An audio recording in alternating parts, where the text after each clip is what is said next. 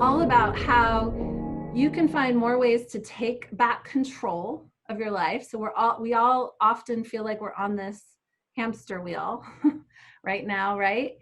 Find what inspires you and redefine your own success. And yes, it is possible, it is doable, and we're going to talk about what that means. We all grow up with some sort of vision of success for our lives and our career, right? And oftentimes for us, it's, hey, I want to be this. I want to be in this profession, or I want to work for that company, or I want that title. I want to be chief of this or VP of that. I want a corner office. I want to do lots of travel. I want a nice paycheck that I can bring home, to my family. These are all ways that as we grow up, we define success. And for most of us, we end up on this predetermined path to get there. And the reality is, it starts when we're young. We might like math, as an example, when we're a kid. And so our parents say to us, hey, you should be an accountant or maybe a CPA. That's a really good profession. You could really have a lot of success with that. Or we like to build things and we like to tinker. And so a teacher might say, hey, you should consider engineering. That's a really, great profession. And so we enter college and we enter our careers and we do the logical thing, the thing that gives us the highest chance of achieving that definition of success. And it's not often that our parents say to us, you like getting birthday cards in the mail. You should work in a mailroom, right? The reality is, what that's telling us is that there is this awakening happening in the world.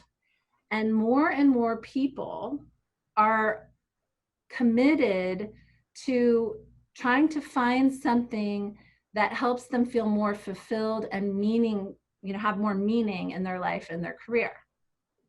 And again, this doesn't always mean that you're going to make that complete 180 in your job and leave your industry or leave your company, but it's the idea of, I want more satisfaction in what I'm doing and I want to make a change. And most inspired people are the ones who take control of their own success and they get off that predetermined path. Like they're like, I'm gonna take a time out. Like, this is my life and I'm gonna take back control versus things happening to me.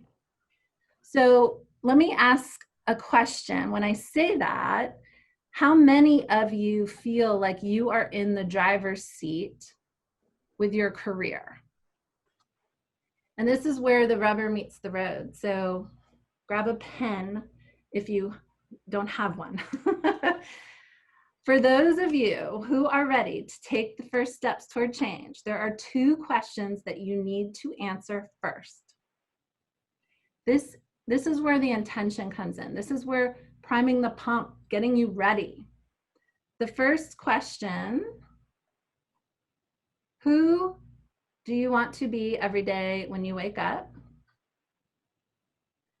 And the second question, how do you want to contribute?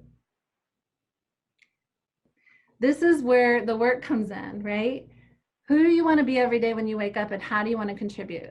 These are 2 very important questions to ask yourself, to contemplate. They will give you insights into what is important to you. What matters most to you when you think about your future and your vision of success? Think about this. If you spend some time on these questions and you answer these questions for yourself and you have them written down, and you then take the next step and you make a change, say you go and interview for a new job, you interview for that job, you get excited, everything's kind of clicking and whatever. Come back to this, and the answers to these questions will help guide you. They're guiding principles, right? Does that new opportunity that you're looking at, if that's the change that you want to make for yourself, Does it align with who I want to be every day? And does it support how I want to contribute? And that's going to help you make better decisions about your future.